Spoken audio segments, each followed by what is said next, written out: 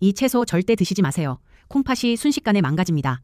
서울대병원 신장내과 연구팀이 12년간 추적한 결과입니다. 건강을 위해서 매일 아침 챙겨 드시는 그 채소가 지금 이 순간 여러분의 콩팥을 조용히 파괴하고 있습니다. 믿기 어려우시죠? 저도 처음에 이걸 알고 정말 놀랐습니다. 건강에 좋다고, 영양에 좋다고 열심히 드셨던 그 채소들이 말입니다. 오늘 이 영상에서는 콩팥을 망가뜨리는 최악의 채소 4가지와 반대로 콩팥을 살리는 최고의 채소 4가지를 정확하게 알려드리겠습니다. 그리고 이미 콩팥 기능이 떨어지신 분들도 안전하게 채소를 드실 수 있는 특별한 조리법까지 모두 공개하겠습니다. 끝까지 시청하시면 오늘부터 당장 실천하실 수 있는 하루 식단까지 알려드릴 테니 꼭 끝까지 함께해 주십시오. 먼저 제 이야기를 좀 드려야 할 것 같습니다. 얼마 전에 진료실에 한 분이 오셨습니다. 부산 해운대에 사시는 박정숙 할머니. 올해 71살이십니다. 평소에 텃밭에서 직접 채소를 기르시고 건강 프로그램에서 좋다는 음식은 빠짐없이 실천하시는 정말 모범적인 분이셨어요. 할머니는 매일 아침 신선한 시금치 나물을 드셨고 점심에는 토마토 주스를 직접 갈아서 드셨습니다. 저녁에는 쌀밥 대신 고구마를 챙겨 드셨고요. 건강 프로그램에서 좋다는 음식만 골라서 드신 겁니다. 그런데 이상하게도 최근 서너 달 사이에 아침마다 얼굴이 퉁퉁 붓고 종일 피곤하다는 거예요. 처음에는 나이 탓이려니 하셨대요. 그런데 시간이 갈수록 증상이 심해져서 결국 병원을 찾아오신 겁니다. 검사 결과를 보고 저도 솔직히 깜짝 놀랐습니다. 콩팥 기능이 정상인의 절반 수준으로 떨어져 있었거든요. 사구체 여과율이 47이었습니다. 정상이 90 이상인데 거의 반토막이 난 거예요. 더 충격적인 건 할머니가 건강을 위해 매일 드셨던 바로 그 채소들이 콩팥을 망가뜨리는 주범이었다는 사실입니다. 할머니 표정이 정말 충격받으신 것처럼 굳어지시더라고요. 본인이 건강을 지킨다고 열심히 했던 그 모든 노력이 오히려 몸을 망가뜨리고 있었다는 사실을 그제야 아신 거예요. 여러분, 혹시 이런 증상 있으신가요? 아침에 일어나면 얼굴이 잘 붓나요? 아니면 종일 피로가 가시지 않으시나요? 이 2가지 중에 하나라도 해당되신다면 오늘 이 영상 반드시 끝까지 보셔야 합니다. 지금 대한민국 성인 10명 중 1명 이상이 만성 신장 질환을 앓고 있습니다. 그런데 이 중에서 본인이 신장 질환이 있다는 걸 아는 사람은 고작 8%에 불과합니다. 100명 중 92명이 모르고 있다는 겁니다. 질병관리청이 2023년에 발표한 자료입니다. 왜 이렇게 모를까요? 콩팥은 침묵의 장기라고 불립니다. 기능의 87%가 망가질 때까지도 특별한 증상이 없기 때문입니다. 그러니까 여러분이 지금 아무 증상이 없다고 해서 콩팥이 건강하다는 보장은 전혀 없다는 겁니다. 더 무서운 건 콩팥 세포는 한번 파괴되면 절대 재생되지 않는다는 사실입니다. 간은 절반을 잘라내도 다시 자라나지만 콩팥은 한번 망가지면 그걸로 끝입니다. 되돌릴 수 없습니다. 우리 세대는 자식 키우느라 본인 건강은 뒤로 미뤘습니다. 이제 손주들과 함께 건강하게 지내려면 콩팥 관리가 정말 중요합니다. 콩팥이 망가지면 결국 투석을 받아야 하는데 투석은 일주일에 3번 병원에 가서 4-5시간씩 기계에 연결돼 있어야 합니다. 자식들한테 짐이 되는 겁니다. 우리 모두 그건 원치 않으시잖아요. 그래서 오늘 이 영상이 정말 중요한 겁니다. 자, 지금부터 여러분의 콩팥을 조용히 망가뜨리는 위험한 채소들을 하나씩 정확히 짚어드리겠습니다. 4가지인데요. 마지막 4번째 채소는 여러분이 정말 상상도 못하실 겁니다. 첫 번째, 시금치입니다. 잠깐 그 전에 하나 여쭤볼게요. 여러분 시금치 좋아하시나요? 나물로 드시나요? 국으로 드시나요? 어떤 형태로 드시든 콩팥이 안 좋으신 분들은 지금부터 주의하셔야 합니다. 시금치 100g에는 칼륨이 무려 487mg 들어있습니다. 거의 500에 가깝습니다. 이게 얼마나 높은 수치냐면 하루 권장 칼륨 섭취량의 4분의 1을 시금치 한 접시로 채우는 겁니다. 보통 시금치 나물 한 접시가 150g 정도 되거든요. 그러면 한 접시에 칼륨이 730mg이 넘어갑니다. 그런데 문제는 여기서 끝이 아닙니다. 콩팥이 뭐 하는 장기인지 정확히 아시는 분 계실까요? 콩팥은 우리 몸의 천연 정수기입니다. 정수기 필터 아시죠? 물에서 불순물을 걸러내는 그 필터요. 콩팥이 바로 그 역할을 합니다. 하루에 무려 180리터의 혈액을 걸러서 노폐물을 내보내고 필요한 영양소는 다시 흡수합니다. 이 과정에서 칼륨도 조절하는 거예요. 그런데 콩팥 기능이 떨어지면 어떻게 될까요? 정수기 필터가 막힌 것과 같습니다. 칼륨을 제대로 배출하지 못합니다. 그러면 혈액 속에 칼륨이 점점 쌓이기 시작하는 거예요. 혈중 칼륨 농도가 높아지면 어떤 일이 벌어질까요? 이건 정말 안타까운 이야기인데요. 대전에 사시는 정태영 어르신, 올해 74살이십니다. 퇴직 공무원이시고 혼자 사시는 분이에요. 정 어르신은 건강을 위해서 매일 아침 시금치 된장국을 끓여 드셨습니다. 시금치가 철분이 풍부하고 뼈에도 좋다고 알고 계셨거든요. 그런데 어느 날 갑자기 가슴이 두근거리고 손발이 저리기 시작했습니다. 처음에는 그냥 피곤해서 그런가 하셨대요. 그런데 하루는 새벽에 가슴이 너무 답답해서 119에 전화를 하셨습니다. 응급실에서 검사해보니 혈중 칼륨 농도가 6.3이었습니다. 정상이 3.5에서 5 사이인데 6이 넘으면 심장이 멈출 수 있는 응급 상황입니다. 의사가 나중에 그러시더라고요. 1시간만 더 늦었으면 정말 위험했다고요. 여러분, 이게 칼륨이 무서운 이유입니다. 처음에는 손발이 저리고 근육에 힘이 빠집니다. 그런데 더 무서운 건 심장입니다. 심장은 전기 신호로 박동하는데 칼륨이 과도하게 높아지면 이 전기 신호에 교란이 생깁니다. 부정맥이 생기는 거죠. 심하면 심장이 그냥 멈춥니다. 급성 심정지입니다. 게다가 시금치에는 옥살산이라는 성분도 많이 들어있어요. 쉽게 말하면 콩팥의 돌을 만드는 성분입니다. 이 옥살산이 콩팥 안에서 칼슘과 결합해서 신장 결석을 만듭니다. 세브란스 병원 비뇨의학과 연구에 따르면 옥살산 섭취가 많은 그룹이 신장 결석 발생 확률이 2.3배 높았습니다. 그럼 시금치를 아예 못 먹는 걸까요? 아닙니다. 다행히 방법이 있습니다. 시금치를 잘게 썰어서 미지근한 물에 최소 2시간 이상 담가두세요. 중간에 물을 한번 갈아주시고요. 그 다음에 물을 버리고 끓는 물에 1분에서 2분 정도 데쳐서 드시면 칼륨이 33%에서 42% 정도 빠져나갑니다. 이건 서울대병원 영양팀에서 직접 실험한 수치입니다. 그리고 일주일에 1회, 그것도 한 번에 소량만 드시는 겁니다. 매일 드시던 습관을 반드시 바꾸셔야 합니다. 자, 첫 번째 시금치에 대해 알아봤습니다. 이해되시죠? 그럼 다음으로 넘어가겠습니다. 두 번째, 토마토입니다. 이것도 정말 조심하셔야 합니다. 특히 토마토 주스로 드시는 분들 계시죠? 이건 솔직히 말씀드리면 콩팥한테는 시한폭탄입니다. 신선한 토마토 하나에도 칼륨이 230mg 이상 들어있습니다. 그런데 주스로 만들면 어떻게 될까요? 토마토 서너 개를 한꺼번에 갈아서 한 컵으로 마시게 됩니다. 순식간에 칼륨 690mg에서 800mg을 섭취하는 겁니다. 페이스트는 더 심각합니다. 농축 과정에서 칼륨 농도가 몇 배로 올라가거든요. 여기서 제가 꼭 설명드리고 싶은 게 있습니다. 어떻게 설명드릴까요? 건강한 콩팥은 과도한 칼륨을 소변으로 잘 배출합니다. 마치 성능 좋은 정수기가 불순물을 깨끗하게 걸러내는 것처럼요. 그런데 콩팥 기능이 정상의 60% 이하로 떨어지면 이 필터 기능도 함께 떨어집니다. 칼륨을 제대로 내보내지 못하는 거예요. 그러면 혈중 칼륨 농도가 5를 넘어가기 시작하는데 정상은 3.5에서 5 사이입니다. 5.5가 넘으면 위험 신호고 6이 넘어가면 응급실로 가야 하는 상황이 됩니다. 아까 정태영 어르신이 6, 3이었잖아요. 얼마나 위험한 상황이었는지 이제 아시겠죠? 인천에 사시는 한영자 할머니, 올해 69이십니다. 전직 미용사이셨는데 은퇴 후에 건강관리에 정말 열심히셨습니다. 할머니는 매일 아침 토마토 2개를 갈아서 주스로 드셨어요. 리코펜이 항산화에 좋다는 걸 TV에서 보시고 시작하신 겁니다. 그것도 3년 넘게요. 그런데 손목이 자주 붓고 아침에 반지가 안 빠지더래요. 처음에는 관절염 때문이라고 생각하셨는데 병원에서 검사해보니 콩팥 기능이 떨어져 있었습니다. 사구체 여과율이 52, 주치의가 토마토 주스를 당장 끊으라고 하셨대요. 할머니가 나중에 그러시더라고요. 건강하려고 마신 건데 이게 독이 될 줄은 꿈에도 몰랐다고요. 그럼 토마토는 어떻게 먹어야 할까요? 먼저 주스나 페이스트는 완전히 끊으셔야 합니다. 이건 타협의 여지가 없습니다. 대신 신선한 토마토를 방울토마토 크기로 하루에 2-3개 정도만 드세요. 그것도 매일이 아니라 일주일에 2회에서 3회 정도로 제한하는 겁니다. 토마토 자체가 나쁜 게 아니라 양과 형태가 문제라는 걸 꼭 기억하세요. 여기까지 2가지 위험한 채소를 알려드렸습니다. 시금치, 토마토, 기억하시죠? 그런데 다음 세 번째가 정말 충격입니다. 우리가 쌀밥 대신 먹는 그 음식입니다. 세 번째, 감자와 고구마입니다. 이것은 정말 많은 분들이 모르고 계십니다. 요즘 건강을 위해서 쌀밥 대신 감자나 고구마로 식사를 대체하시는 분들이 정말 많으시잖아요. 탄수화물을 줄인다고, 다이어트에 좋다고 이렇게 알고 계시는 분들이 대부분입니다. 그런데 콩팥이 안 좋으신 분들한테는 이게 오히려 더 위험할 수 있습니다. 감자 중간 크기 하나에 칼륨이 약 620mg 들어있습니다.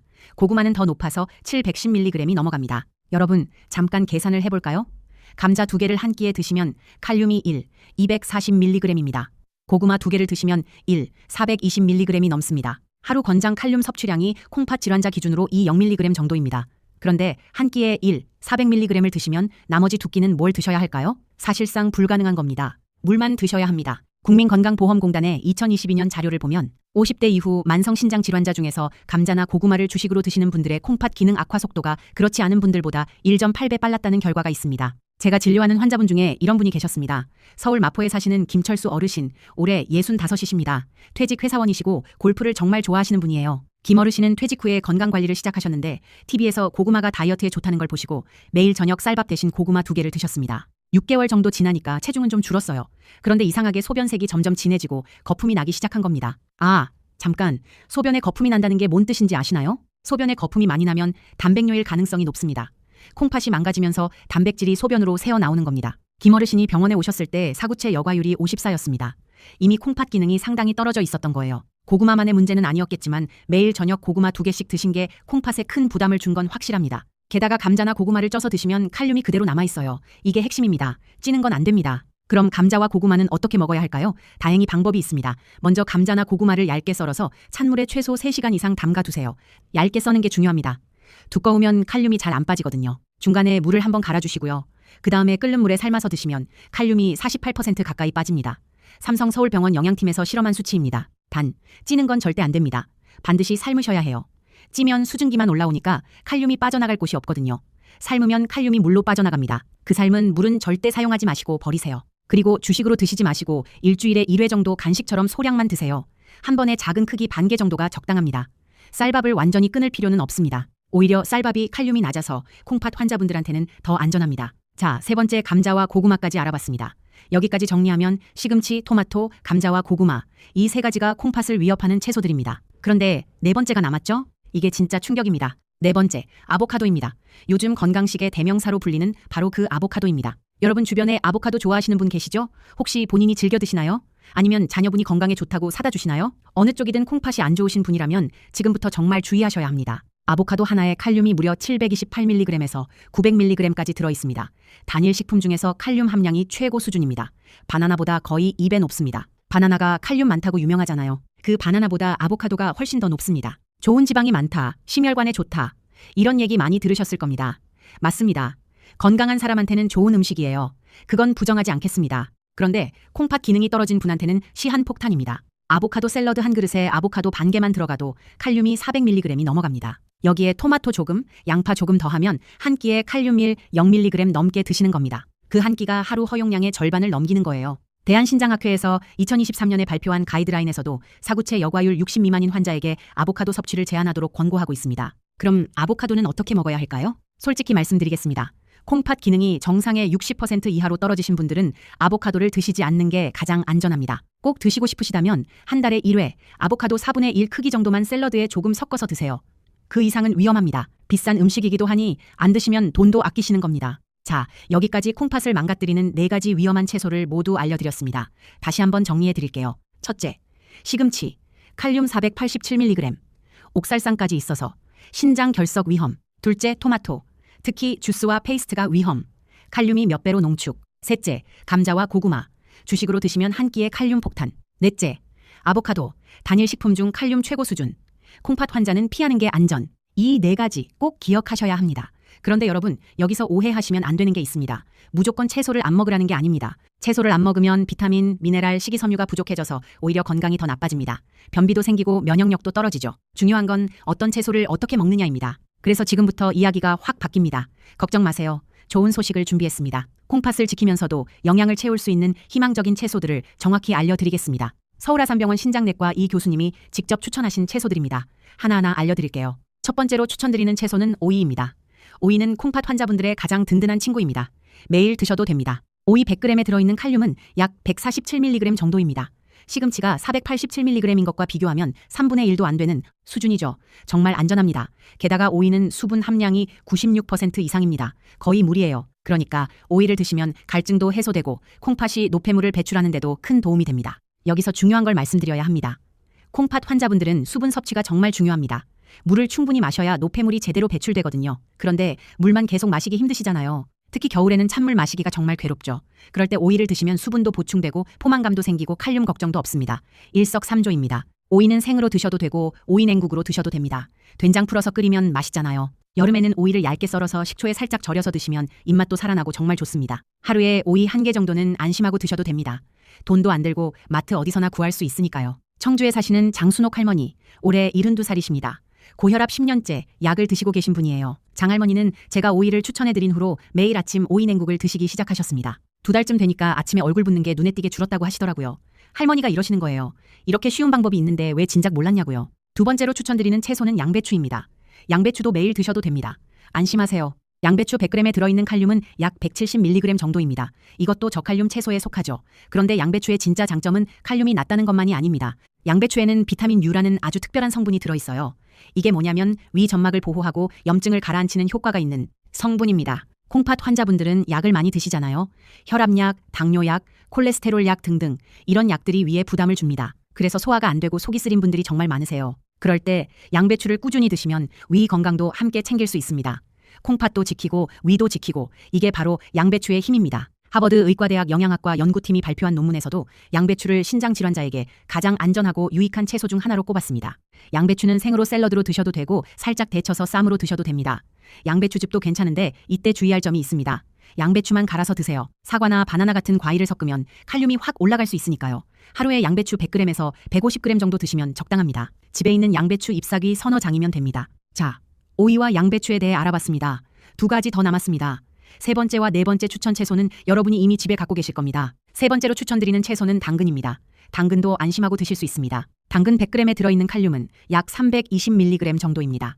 오이나 양배추보다는 조금 높지만 여전히 조절 가능한 범위 안에 있습니다. 시금치의 3분의 2 수준이고 감자보다는 절반이에요. 그리고 당근의 진짜 장점을 말씀드리겠습니다. 당근에는 베타카로틴이라는 항산화 성분이 아주 풍부합니다.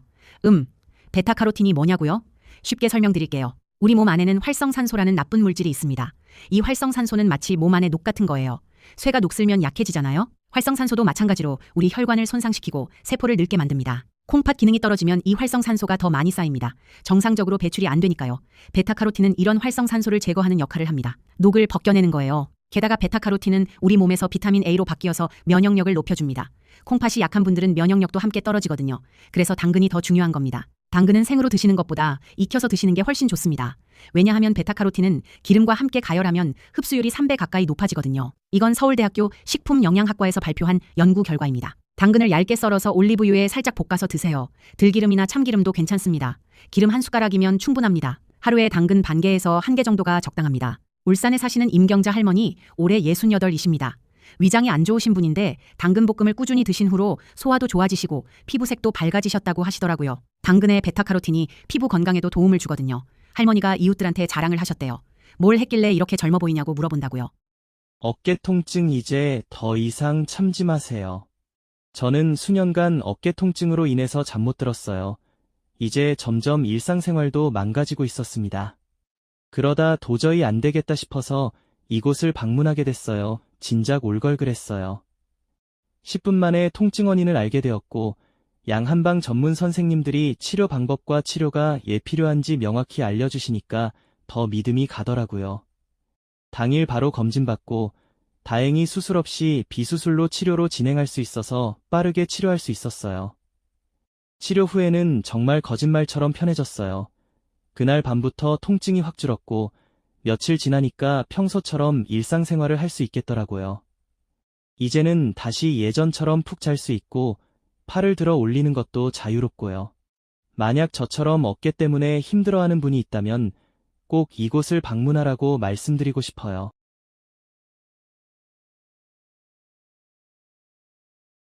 임플란트 끝나셨습니다. 네. 얼마인가요? 20만 원입니다. 정말 추가 비용 없이 20만 원만 내면 되나요? 했길래 이렇게 젊어 보이냐고 물어본다고요. 네 번째로 추천드리는 채소는 무입니다. 무도 정말 좋은 채소입니다. 무 100g에 들어있는 칼륨은 약 227mg 정도입니다. 저칼륨 채소에 속하죠. 무는 우리나라 사람들이 가장 많이 먹는 채소 중 하나인데 콩팥 환자분들한테도 안전합니다. 정말 다행이죠? 무는 수분 함량이 높고 소화를 돕는 효소가 들어있어서 속을 편하게 해줍니다. 겨울에 무국 한 그릇 드시면 속이 따뜻해지면서 소화도 잘 되잖아요. 그게 다 이유가 있는 겁니다. 특히 무청도 활용하시면 좋습니다. 무청도 칼륨이 높지 않아서 안전하거든요. 무청을 살짝 데쳐서 된장국에 넣어 드시거나 무청김치를 담가서 드시면 됩니다. 단, 김치는 너무 짜게 담그지 마세요. 나트륨도 콩팥에 부담을 주니까요.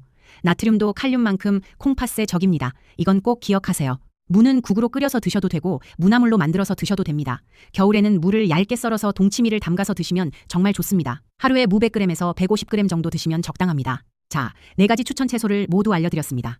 다시 정리해드릴게요. 첫째, 오이, 칼륨 147mg, 수분 96%, 매일 드셔도 안전. 둘째, 양배추, 칼륨 170mg, 비타민 U로 위 건강까지. 셋째, 당근, 칼륨 320mg, 베타카로틴 항산화, 기름에 볶아서. 넷째, 무, 칼륨 227mg, 소화 효소 풍부, 국, 나물, 동치미. 이 4가지 채소 집에 다 있으시죠? 비싼 건강식품 살 필요 없습니다. 마트에서 쉽게 구할 수 있는 이 채소들이면 충분합니다. 돈 한 푼 안 들고 콩팥을 지킬 수 있는 겁니다. 자, 여기까지 위험한 채소 4가지와 안전한 채소 4가지를 모두 알려드렸습니다. 그런데 잠깐, 아까 제가 약속드린 게 하나 더 있었죠? 조리법의 마법입니다. 고칼륨 채소도 조리법을 바꾸면 안전하게 드실 수 있다고 말씀드렸습니다. 그 방법을 지금부터 정확히 알려드리겠습니다. 이 방법만 알면 시금치든 감자든 완전히 포기하지 않으셔도 됩니다. 이건 삼성서울병원 영양팀과 서울아산병원 신장내과가 공동으로 연구한 결과를 바탕으로 말씀드리는 겁니다. 첫 번째 방법, 물에 담그기입니다. 채소를 잘게 썰어서 미지근한 물에 최소 2시간 이상 담가 두세요. 여기서 핵심이 있습니다. 잘게 써는 게 정말 중요합니다. 표면적이 넓어져야 칼륨이 잘 빠져나가거든요. 큰 덩어리로 담가 놓으면 겉면에 칼륨만 빠지고 안쪽은 그대로입니다. 그리고 중간에 물을 한번 갈아주시고요. 처음 물에 칼륨이 녹아 나오면 농도 차이가 줄어들어서 더 이상 칼륨이 안 빠지거든요. 물을 갈아주면 다시 농도 차이가 생겨서 칼륨이 더 빠져나갑니다. 이것만으로도 칼륨을 28%에서 38% 줄일 수 있습니다. 두 번째 방법, 데치기입니다. 물에 담근 채소를 끓는 물에 1분에서 2분 정도 데쳐서 드세요. 여기서 아주 중요한 포인트가 있습니다. 찌는 게 아니라 삶는 겁니다. 이 차이를 반드시 기억하세요. 찌면 수증기만 올라오니까 칼륨이 빠져나갈 곳이 없습니다. 칼륨이 그대로 남아있는 거예요. 하지만 삶으면 칼륨이 물로 녹아서 빠져나갑니다. 데친 물은 절대 사용하지 마시고 버리세요. 그 물에 칼륨이 다 녹아 있으니까요. 국물로 쓰시면 안 됩니다. 물에 담그기와 데치기를 합치면 칼륨을 최대 52%까지 줄일 수 있습니다. 거의 절반이 빠지는 겁니다. 시금치 칼륨이 487mg이었잖아요. 이 방법을 쓰면 233mg 정도로 떨어집니다. 오이. 수준까지는 아니지만 훨씬 안전해지는 거죠. 세 번째 방법, 분산 섭취입니다. 하루 최소 섭취량을 200g 이내로 제한하시되 한 번에 몰아서 드시지 마세요. 아침, 점심, 저녁에 조금씩 나눠서 드시는 겁니다. 이렇게 하면 혈중 칼륨 농도가 급격하게 올라가는 걸 막을 수 있습니다. 쉽게 말하면 이렇습니다.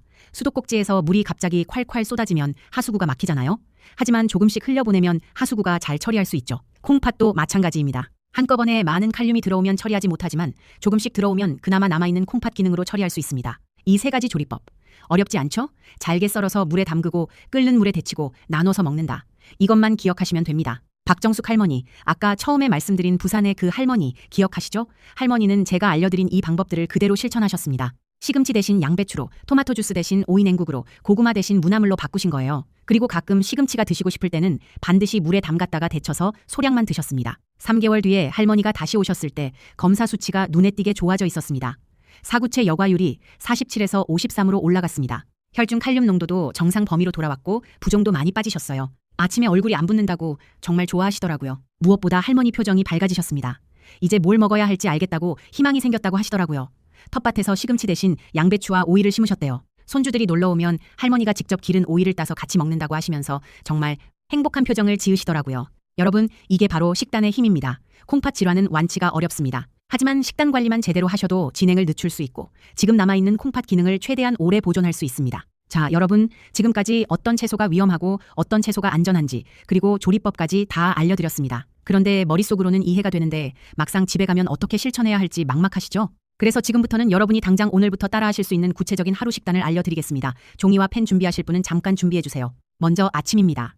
아침에는 오이 냉국 한 그릇과 양배추쌈 두세 장 정도 드세요. 오이는 얇게 썰어서 된장 한 숟가락 풀고 물 넣으면 됩니다. 찬물이든 미지근한 물이든 상관없어요. 양배추는 살짝 데쳐서 쌈장 조금 찍어서 드시면 되고요. 여기에 밥 반 공기 정도 드시면 아침 식사 완성입니다. 칼륨은 총 310mg 정도밖에 안 됩니다. 안전합니다. 점심에는 무나물 한 접시와 당근볶음 반 접시 정도 드세요. 무는 채 썰어서 참기름에 살짝 볶아서 드시면 되고 당근은 얇게 썰어서 올리브유에 볶으면 됩니다. 여기에 된장찌개 한 그릇 추가하시되 찌개에 감자나 호박은 빼세요. 대신 두부를 넣으시면 됩니다. 두부는 칼륨이 낮으면서도 단백질이 풍부하거든요. 밥 반 공기 드시고요. 점심 칼륨은 총 420mg 정도입니다. 저녁에는 오이 무침과 양배추 된장국을 드세요. 오이는 얇게 썰어서 식초에 살짝 절여서 고춧가루 넣고 무치면 되고 양배추는 된장국에 넣어서 끓이면 됩니다. 여기에 생선 한 토막 구워서 드시면 완벽합니다. 저녁 칼륨은 총 370mg 정도입니다. 이렇게 하루를 보내면 총 칼륨 섭취량이 100mg 정도 됩니다. 권장량인 0mg의 절반 수준이죠. 여기에 간식으로 사과 반 개나 딸기 대여섯 개 드셔도 충분히 안전합니다. 이 식단의 장점이 뭔지 아세요? 특별한 재료가 하나도 필요 없다는 겁니다. 오이, 양배추, 당근, 무, 다 마트에서 쉽게 살 수 있는 채소들이에요. 비싼 건강식품이나 수입 식재료 같은 거 전혀 필요 없습니다. 돈 아끼면서 건강 챙기는 겁니다. 우리 세대가 제일 잘하는 거잖아요. 자, 여기서 한 가지 더 알려드리고 싶은 게 있습니다. 이건 정말 중요한 건데 많은 분들이 모르시는 내용입니다. 칼륨 말고도 콩팥에 부담을 주는 성분이 두 가지 더 있습니다. 바로 나트륨과 인입니다. 나트륨은 소금이에요. 우리가 매일 먹는 소금. 대한고혈압학회에 따르면 한국인의 평균 나트륨 섭취량은 세계보건기구 권장량의 거의 2배입니다. 찌개, 젓갈, 김치, 라면. 우리 식탁에는 나트륨이 정말 많거든요. 나트륨이 왜 콩팥에 나쁘냐면 나트륨이 많으면 혈압이 올라가고 혈압이 올라가면 콩팥의 혈관이 손상됩니다. 마치 수도관의 수압이 너무 세면 파이프가 터지는 것처럼요. 그래서 콩팥 환자분들은 하루 나트륨 섭취량을 0mg 이하로 제한해야 합니다. 소금으로 치면 하루 5g 이하입니다. 그래서 아까 제가 김치를 너무 짜게 담그지 말라고 한 겁니다. 된장찌개도 좀 싱겁게 끓이시는 게 좋아요. 처음에는 맛이 없게 느껴지실 수 있는데 2주만 참으시면 입맛이 바뀝니다.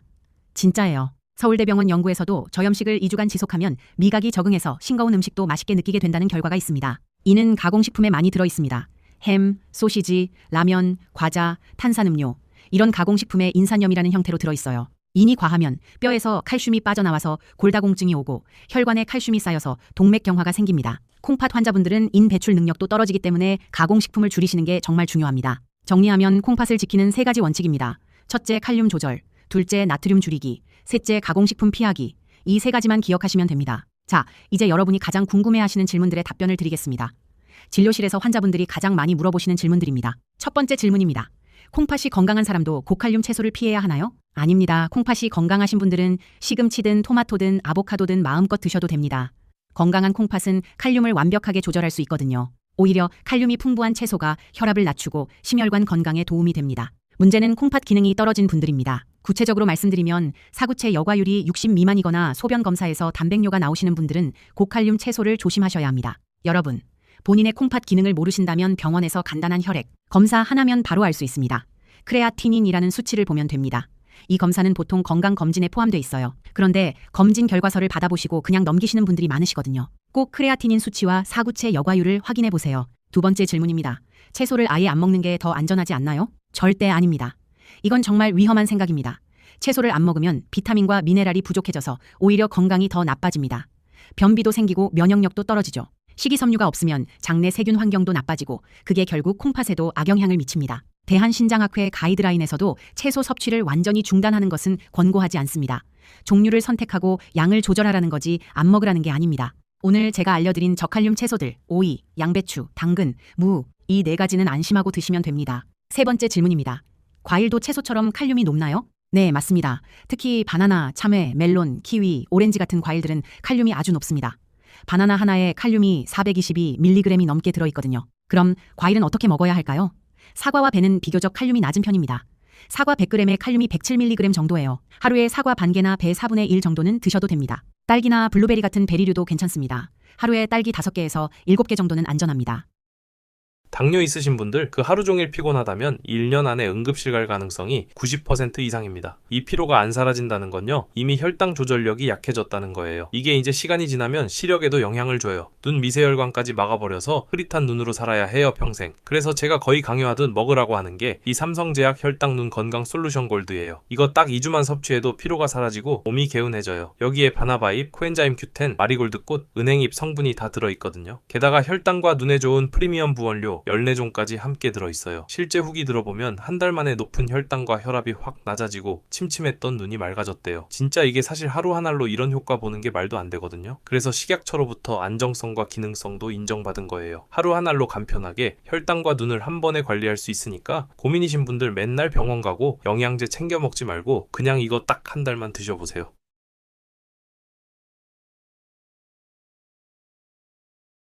전기자전거 70만원 지원금 증정, 거기다 전기자전거 전용 헬멧도 무료 증정, 대용량 수납이 가능한 배달 가방까지도 무료, 첫달 렌탈료 50원 혜택까지.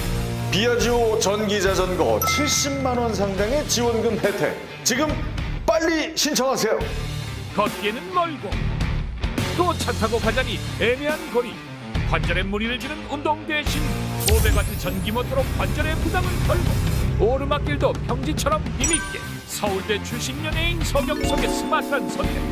안녕하세요, 방송인 서경석입니다. 저도 이젠 무릎이 예전 같진 않더라고요. 그래서 무리 없이 운동할 수 있는 걸 찾다 보니까 자연스럽게 전기자전거를 타게 됐습니다.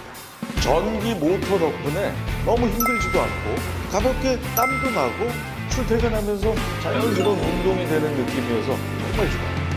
20A 대용량 삼성셀 배터리 탑재, 서울부터 세종까지 최대 160km 주행 가능, 500W 전기 모터로 오르막길도 평지처럼 접이식 자전거로 큰 무리 없이 간편하게 모험하는. 안녕하세요. 촬영장까지 전기자전거 타고 오신 거예요? 요즘 저 가까운 촬영장은 전기자전거 타고 다녀요. 요 비아지오 V6 전기자전거. 제가 이 자전거 나왔을 때부터 탔으니까 4개월 정도 됐네요. 이거 완전 신상입니다, 이거. 일단은 제일 자랑하고 싶은 건 압도적인 주행거리죠. 저는 운동 효과도 누리려고 평소에 반자동 모드로 타거든요. 최대 160km까지 주행이 가능해서 배터리 방전 걱정 전혀 없어요. 이게 저 국산 삼성 셀 배터리여서 정말 믿을만 합니다. 비아지오 V6 전기자전거, 왜 출퇴근 배달용으로만 탈까요?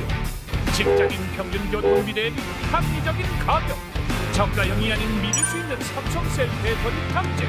오르막길이 있으면 겁부터 났는데 이제는 힘 안 들이고 편하게 올라가요. 배터리 용량이 커서 일주일에 딱 한 번만 충전하고 있어요. 비아지오 V6 모델은 삼성 배터리 덕분에 주행거리도 길어졌고 프레임도 튼튼해서 안정감이 훨씬 좋아졌습니다. 출퇴근은 물론 운동 및 부업용으로도 딱입니다. 운동도 되고 기름값도 아끼고 이동도 편한 전기자전거. 저처럼 한번 타보시면 바로 느끼실 겁니다. 전기자전거를 고르는 가장 큰 고려사항 바로 안전성.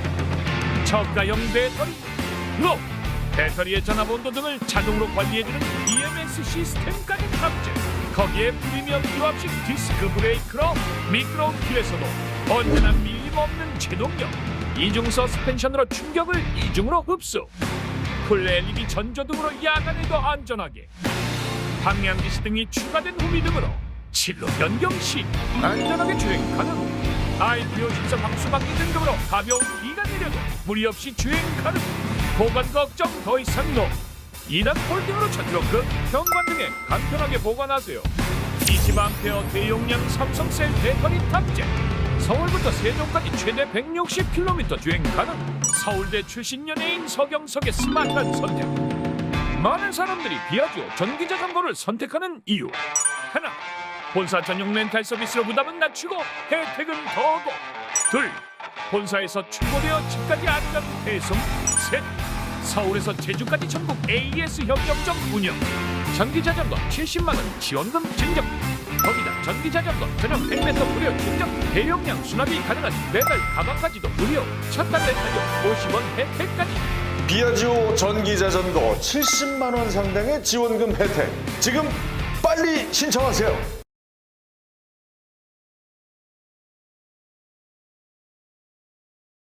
단, 과일 주스는 절대 안 됩니다. 주스는 과일을 여러 개 농축한 거라서 칼륨이 폭발적으로 높아지거든요. 오렌지 주스 한 잔에 칼륨이 496mg이 들어있습니다.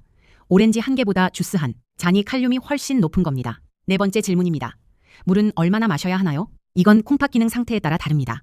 콩팥 기능이 약간 떨어진 초기 단계에서는 충분한 수분 섭취가 중요합니다. 하루에 물 1.5리터에서 2리터 정도요. 그래야 노폐물이 잘 배출되거든요. 하지만 콩팥 기능이 많이 떨어진 분들, 특히 부종이 심한 분들은 수분 섭취를 제한해야 할 수도 있습니다. 이건 반드시 주치의와 상담하셔야 합니다. 자기 판단으로 물을 너무 많이 마시거나 너무 적게 마시면 위험할 수 있거든요. 다섯 번째 질문입니다. 콩팥에 좋은 운동이 있나요? 네, 있습니다. 걷기가 가장 좋습니다. 하루 30분 정도 천천히 걸으시면 됩니다. 빨리 걸을 필요 없어요. 산책하는 수준이면 충분합니다. 걷기 운동은 혈압을 낮추고 혈당을 조절하는 데 도움이 되는데 이 두 가지가 바로 콩팥을 보호하는 핵심 요소입니다. 고혈압과 당뇨가 콩팥을 망가뜨리는 1번, 2번 원인이거든요. 국립암센터 자료에 따르면 만성 신장 질환의 43%가 당뇨 때문이고 27%가 고혈압 때문입니다. 합치면 70%입니다. 그러니까 혈압과 혈당을 잘 관리하면 콩팥도 함께 지켜지는 겁니다. 단, 무리한 운동은 피하세요. 근육이 파괴되면서 나오는 물질이 콩팥에 부담을 줄 수 있거든요. 무거운 것 들기, 마라톤 같은 극한 운동은 콩팥 환자분들한테는 좋지 않습니다. 자, 질문 5가지에 대한 답변을 모두 드렸습니다. 이제 마지막으로 정말 중요한 이야기를 하나 더 드리겠습니다.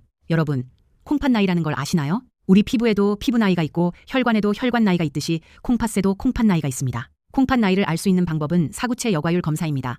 이 검사 하나면 내 콩팥이 몇 살인지 바로 알 수 있어요. 사구체 여과율이 90 이상이면 콩팥이 건강합니다. 60에서 89 사이면 주의가 필요합니다. 30에서 59 사이면 관리가 꼭 필요한 단계고요. 30 미만이면 심각한 상태로 투석을 준비해야 할 수도 있습니다. 문제는 많은 분들이 이 검사를 모르신다는 겁니다. 건강검진에서 크레아티닌 수치를 보면 사구체 여과율을 계산할 수 있는데 대부분 그냥 지나치시거든요. 제가 여러분께 부탁드립니다. 올해 안에 꼭 한번 콩팥 기능 검사를 받아보세요. 혈액 검사와 소변 검사만 하시면 됩니다. 비용도 얼마 안 들어요. 건강검진에 포함되어 있는 경우가 대부분이고 따로 받으시더라도 10,000원 정도면 됩니다. 이 작은 검사 하나가 여러분의 콩팥을 지킬 수 있습니다. 여러분, 여기서 하나 더 중요한 걸 알려드리겠습니다. 제 진료실에서 실제로 있었던 이야기를 좀 더 들려드릴게요. 이건 정말 많은 분들한테 해당되는 이야기입니다. 전주에 사시는 장기영 어르신, 올해 66이십니다. 농사를 지으시는 분인데 건강검진에서 간 수치가 좀 높다고 나와서 간에 좋다는 음식을 찾아 드시기 시작하셨어요. 그런데 인터넷에서 시금치가 간에 좋다는 글을 보시고 매일 시금치즙을 만들어 드셨습니다. 그것도 한 번에 시금치 한 단을 통째로 갈아서요. 6개월 뒤에 건강검진을 받으셨는데 간 수치는 좀 내려갔지만 이번에는 콩팥 수치가 나빠져 있었습니다. 크레아티닌이 1, 8까지 올라갔어요. 정상이 1.2 이하인데요. 시금치즙이 콩팥에 부담을 준 겁니다. 어르신이 그러시더라고요. 간을 살리려다 콩팥을 잃을 뻔했다고요. 이게 바로 한 장기에만 집중하면 안 되는 이유입니다. 우리 몸은 전체가 연결돼 있거든요. 콩팥이 나빠지면 심장도 나빠지고 혈압도 올라가고 뼈도 약해집니다. 반대로 콩팥을 잘 관리하면 몸 전체가 좋아집니다. 또 한 분 이야기를 드리겠습니다. 수원에 사시는 신명숙 할머니, 올해 61살이십니다. 학원에서 아이들을 가르치시는 분이에요. 신할머니는 갱년기 이후로 뼈가 약해질까봐 칼슘이 많은 음식을 열심히 드셨습니다. 우유도 매일 2잔씩 드시고 시금치도 꾸준히 드셨어요. 시금치에 칼슘이 많다고 알고 계셨거든요. 그런데 아이러니한 게 뭐냐면 시금치의 옥살산이 오히려 칼슘 흡수를 방해합니다. 시금치 안의 칼슘은 옥살산과 결합해서 몸에 흡수가 잘 안 되거든요. 오히려 그 결합체가 콩팥으로 가서 결석을 만들 수 있습니다. 신할머니는 결국 신장 결석으로 병원에 오셨습니다. 결석 하나가 6mm나 됐어요. 정말 아프셨대요. 옆구리가 찢어지는 것 같았다고 하시더라고요. 이런 사례들을 보면서 제가 느끼는 게 있습니다. 건강 정보가 넘쳐나는 시대에 살고 있지만 정확한 정보를 아는 게 정말 중요하다는 겁니다. 잘못된 정보 하나가 건강을 완전히 망가뜨릴 수 있으니까요. 그래서 여러분께 콩팥 건강을 지키는 실천 수칙을 5가지로 정리해드리겠습니다. 냉장고에 붙여놓으시면 좋겠습니다. 첫 번째, 채소는 반드시 종류를 확인하세요. 오이, 양배추, 당근, 무 이 4가지가 안전합니다. 시금치, 토마토, 감자, 고구마, 아보카도는 조심하셔야 합니다. 두 번째, 고칼륨 채소를 드실 때는 반드시 물에 담그고 데쳐서 드세요. 잘게 썰어서 2시간 담그고 끓는 물에 데치면 칼륨이 절반 가까이 빠집니다. 세 번째, 주스나 농축액 형태는 피하세요. 토마토 주스, 시금치즙, 과일 주스 모두 칼륨이 몇 배로 농축됩니다. 네 번째, 음식을 싱겁게 드세요. 나트륨도 콩팥의 적입니다. 2주만 참으시면 입맛이 바뀝니다. 5번째, 1년에 한 번은 콩팥 기능 검사를 받으세요. 혈액 검사와 소변 검사면 충분합니다. 이 5가지 어렵지 않죠? 돈도 거의 안 들고 특별한 장비도 필요 없습니다. 오늘부터 바로 시작하실 수 있습니다. 여러분, 여기서 하나 더 말씀드리고 싶은 게 있습니다. 콩팥 건강에서 가장 중요한 건 조기 발견입니다. 콩팥은 기능이 87%나 망가질 때까지 증상이 없다고 말씀드렸죠? 그래서 증상으로 알기가 정말 어렵습니다. 하지만 우리 몸이 보내는 미세한 신호들이 있습니다. 이런 증상이 있으시면 꼭 검사를 받아보시길 바랍니다. 아침에 일어났을 때 얼굴이나 손발이 잘 붓는다. 소변에 거품이 많이 나온다. 소변색이 진한 갈색이거나 붉은기가 있다. 밤에 소변을 보러 자주 일어난다. 평소보다 피로가 심하고 기운이 없다. 이 5가지 중에서 2가지 이상 해당되시면 병원에 가셔서 콩팥 검사를 꼭 받아보세요. 여러분 중에 혹시 당뇨나 고혈압을 앓고 계신 분이 계시면 더 주의하셔야 합니다. 당뇨와 고혈압이 콩팥을 망가뜨리는 가장 큰 원인이라고 말씀드렸잖아요. 당뇨 환자의 34%가, 고혈압 환자의 27%가 결국 만성신장 질환으로 진행됩니다. 국립암센터와 질병관리청의 공동 연구 결과입니다. 그래서 당뇨나 고혈압이 있으시면 반드시 6개월에 한 번씩 콩팥 기능 검사를 받으셔야 합니다. 이건 선택이 아니라 필수입니다. 이미순 할머니, 아까 식단을 바꾸신 부산의 박정숙 할머니 기억하시죠? 할머니가 요즘 주변 분들한테 전도사가 되셨대요. 친구분들한테 이 채소 저 채소 이야기를 하시면서 같이 건강관리를 하자고 하시는 거예요. 할머니가 그러시더라고요. 혼자 하면 작심삼일인데 친구들이랑 같이 하니까 꾸준히 할 수 있다고요. 맞습니다. 건강관리는 혼자 하는 것보다 함께 하면 훨씬 효과가 좋습니다. 우리 모두 함께 건강해집시다. 그리고 한 가지만 더 말씀드리겠습니다. 오늘 이 영상에서 알려드린 내용은 일반적인 건강 정보입니다. 개인마다 콩팥 기능 상태가 다르고 복용하시는 약도 다르기 때문에 같은 음식을 먹어도 반응이 다를 수 있습니다. 그래서 반드시 주치의와 상담하시고 본인에게 맞는 식단을 만들어 가시는 게 중요합니다. 특히 이미 콩팥 질환 진단을 받으신 분들이나 투석을 받고 계신 분들은 오늘 내용을 참고만 하시고 반드시 담당 의사 선생님과 상의해 주세요. 자기 판단으로 식단을 바꾸시면 안 됩니다. 자, 오늘 정말 길고 중요한 이야기를 나눴습니다. 함께 해주셔서 감사합니다. 자, 오늘 정말 많은 내용을 다뤘습니다. 마지막으로 핵심만 총 정리해 드리겠습니다. 꼭 기억해 주세요. 첫째, 콩팥을 망가뜨리는 위험한 채소 4가지. 시금치, 토마토, 감자와 고구마, 아보카도. 이 4가지는 칼륨이 높아서 콩팥 기능이 떨어진 분들한테 위험합니다. 하지만 물에 담그고 데쳐서 칼륨을 제거하면 안전하게 드실 수 있습니다. 둘째, 콩팥을 살리는 안전한 채소 4가지. 오이, 양배추, 당근, 무. 이 4가지로 식단을 바꾸시면 콩팥을 지키면서도 영양을 채울 수 있습니다. 집에 있는 재료로 충분합니다. 셋째, 조리법의 3가지 원칙. 잘게 썰어서 물에 2시간 담그기, 끓는 물에 데치기, 분산해서 나눠 먹기. 이 3가지만 기억하시면 고칼륨 채소도 안전하게 드실 수 있습니다. 넷째, 칼륨 외에도 나트륨과 인을 줄이세요. 소금 줄이기, 가공식품 피하기. 이것도 콩팥 건강의 핵심입니다. 5째, 정기적으로 콩팥 기능 검사를 받으세요. 사구체 여과율과 소변 검사. 이 검사가 여러분의 콩팥을 지키는 첫걸음입니다. 박정숙 할머니는 지금 6개월째 이 식단을 유지하고 계십니다. 얼마 전에 오셨을 때 할머니가 그러시더라고요.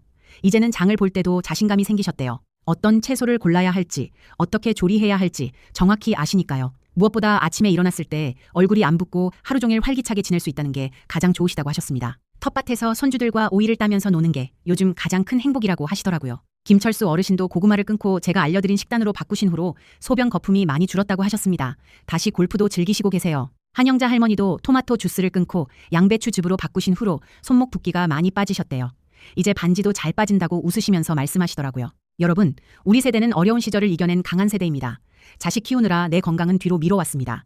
이제 우리 차례입니다. 손주들과 공원에서 뛰어놀고 가족 모임에서 건강한 모습 보여주고 여행도 다니시려면 콩팥 건강이 기본입니다. 콩팥은 한번 망가지면 절대 되돌릴 수 없습니다.